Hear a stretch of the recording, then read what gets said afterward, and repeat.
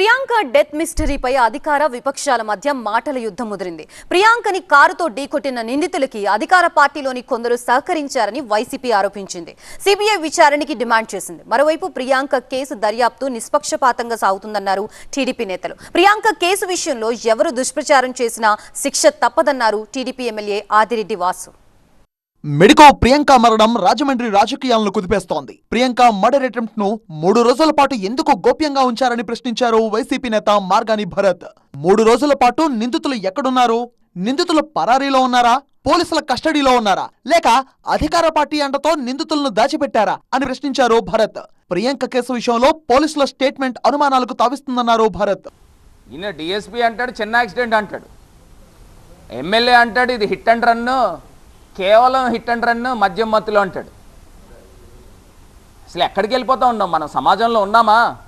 CA అంటాడు, పాపం ఆయన వాళ్ళు గైడ్ కాలేజ్ స్టూడెంట్స్ అంటాడు. అసలు 3 రోజులు కాన్స్పిరసీ ఏం జరిగింది? బేరం తగలేదా 3 రోజులును? 3 రోజులు ఎక్కడ పెట్టారు? ఈ నిందితులు ఎక్కడున్నారు? ఇది కదా తేలాల్సింది. దీనిపైన ఖచ్చితంగా సిబిఐ ఎంక్వైరీ చేస్తే నిజాలు ఏంటనేది బయటకు వస్తాయి. మార్గాని భరత్ వ్యాఖ్యలపై భగ్గుమన్నారు టీడీపీ ఎమ్మెల్యే ఆదిరెడ్డి వాసు. భరత్ ఇష్టమున్నట్టు మాట్లాడితే ఊరుకునేది లేదన్నారు. ఇలాంటి పరిస్థితుల తండ్రి చెప్తా ఉన్నాడు, రాజకీయం చేయొద్దన్న, రాజకీయం చేయడానికి ప్రయత్నం చేస్తానంటే అతను మానసిక రోగి కింద తయారవుతా ఉన్నాడు. ఎంక్వైరీ చేస్తున్నారు, ఎవరిని కొమ్ము కాయాల్సిన అవసరం లేదు. వెరీ ఫేర్ అండ్ క్లియర్గా ఇన్వెస్టిగేషన్ జరుగుతూ ఉంది. తప్పకుండా అందరిపైన చర్యలు ఉంటాయి. మెడికో ప్రియాంక ఘటనకు అందరం బాధ్యత వహించాల్సిందే అన్నారు టీడీపీ ఎమ్మెల్యే బుచ్చయ్య చౌదరి. ఇందులో కుట్రకోణం, ప్రభుత్వ ప్రమేయం లేదన్నారు. వాళ్ళ సందేహాలు ఏంటి? దీంట్లో కుట్రకోణం లేదు, 100% కుట్రకోణం లేదు, ప్రభుత్వం యొక్క ప్రమేయం లేదు.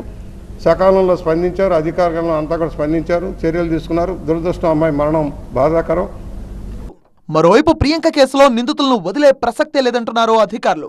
నిష్పక్షపాతంగా దర్యాప్తు చేసి నిందితులకు కఠిన శిక్ష పడేలా చూస్తామన్నారు.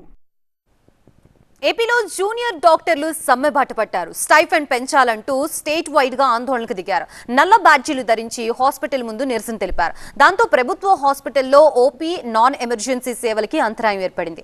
జూనియర్ డాక్టర్లేమో 15% అంటుంటే ప్రభుత్వం మాత్రం 3% ఇస్తామంటోంది. అసలు జూడాల ప్రధాన డిమాండ్ ఏంటి? హెల్త్ సెక్రటరీ ఏమంటున్నారు? ఏపీలో మరోసారి సమ్మెకు దిగారు జూనియర్ డాక్టర్లు.